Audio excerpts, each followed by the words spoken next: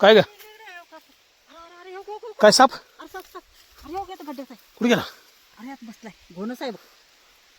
इकडे आत गेला वाटतं हे आता आहे हलवू नको थांब. अरे हलवू नको अरे साप आत गेला काय हो की हे आई काढ नको हात घाल नको थांब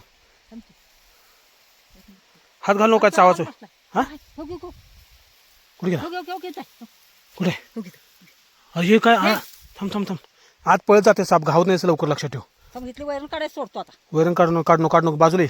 तिथनं काढत नाही आता तिकडं काढतो ही राहू दे.